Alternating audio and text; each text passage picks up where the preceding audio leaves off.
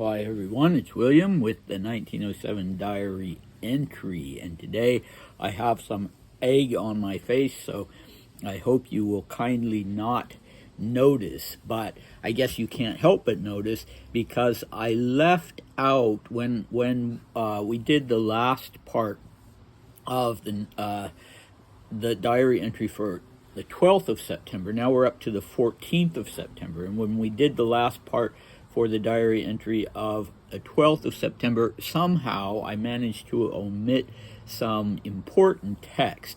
So this is the one where Dmitri is talking about parting from his sister, who will soon be getting married and moving to Sweden, and where he uses this phrase that was a favorite of his: man proposes, but God disposes, except in this instance he put in parentheses in the middle, man proposes, Totya meddles, God disposes, so Totya being Ella. And yeah, it didn't make as much sense as it should have because I skipped a couple lines of text. I don't know how I managed to do that, but anyway, I will make that good for you now. So these are the omitted lines from the last part of the September 12th diary entry, referring to begin with to Maria. These goodbyes, these tears that will flow, all of this is very, very unpleasant. They say that in 1908 I'll be living in Petersburg with Aunt Alex and Uncle Nicky, but no one knows anything. Man proposes, Totya meddles, God disposes. Okay, and then in the last line, which you've already heard, he just talks about how more than anything else for his birthday he wants to get the gift of permission to smoke.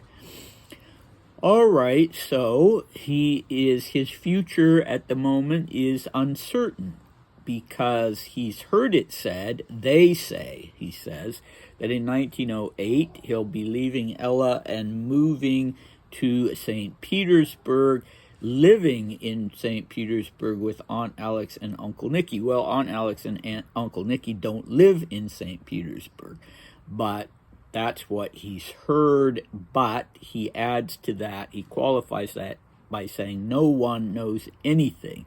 So nobody that he's asked individually is able to tell him.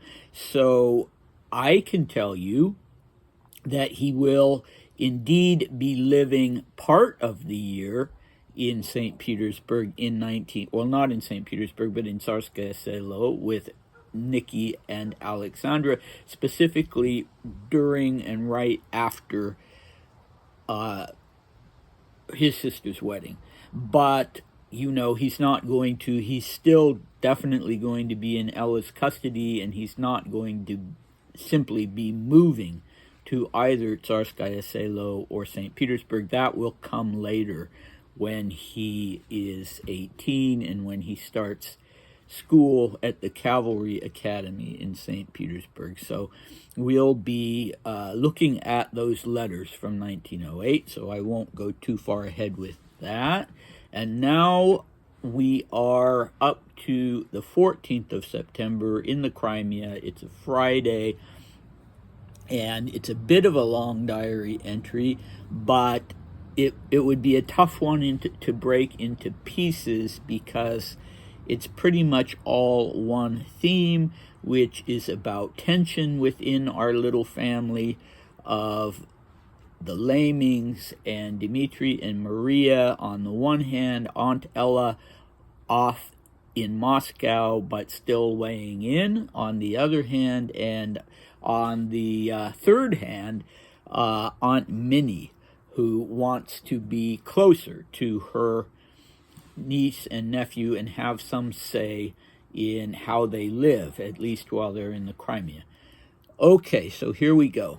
We went swimming today at 8, then had coffee, after which we went to church. God, it was so hot there. I felt sick several times and was about to tell GM I needed to leave.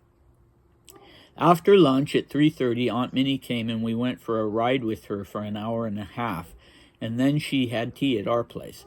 She was already talking about tomorrow. She wants to invite us to dinner. That invitation made GM angry again because Tiotia told him that we were absolutely not to go to dinners or lunches, and then she gave her permission, but only on Saturdays and with the condition that we be home by 9:30, to which Maria said that she wouldn't return so early.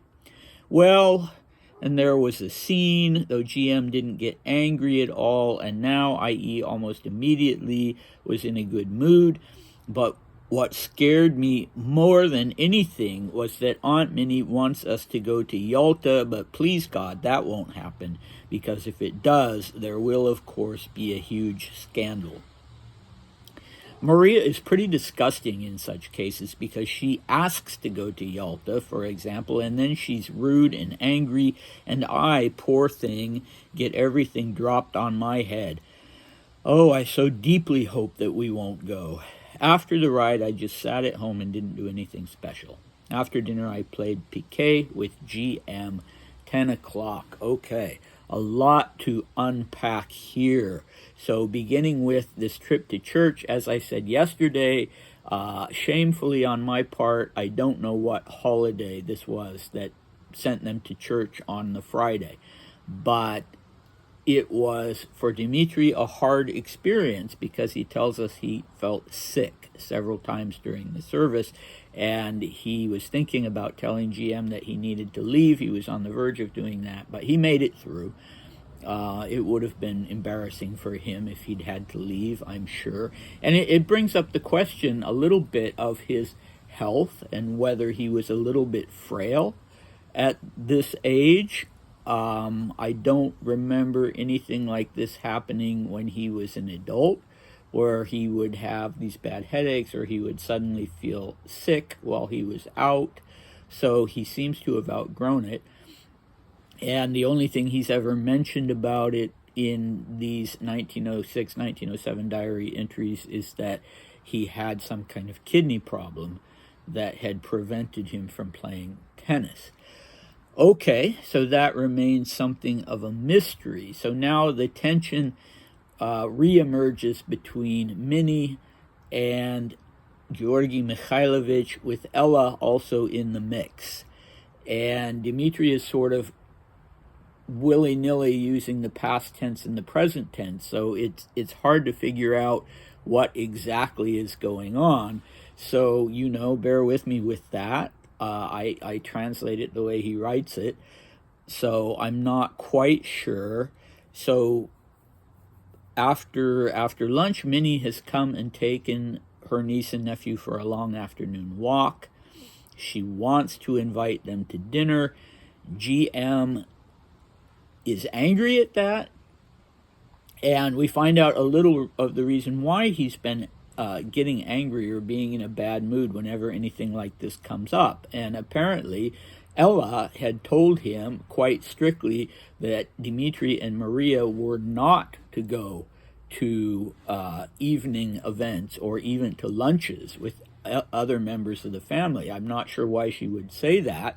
It's odd that she has more or less just dropped the two of them off in the Crimea and then gone back to Moscow, but maybe she wanted them out from underfoot for a while for whatever reason, but she still really wants to control their lives in the way that her late husband, Sergei Alexandrovich, would have himself if he'd still been around. He was a man who believed in sort of strictness and rigidity, and so she doesn't want them going out, and so that GM is kind of there in the middle because the various family members are inviting them, and they're 16 and 17 years old, and Maria will even be getting married soon, so it seems reasonable.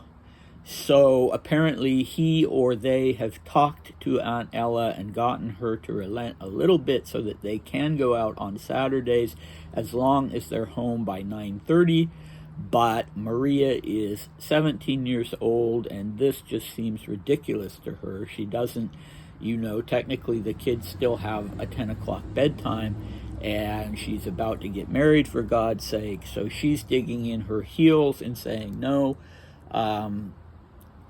if we go to these Saturday dinners and lunches, well, mostly dinners, then I am not going to come home early like a child being sent home.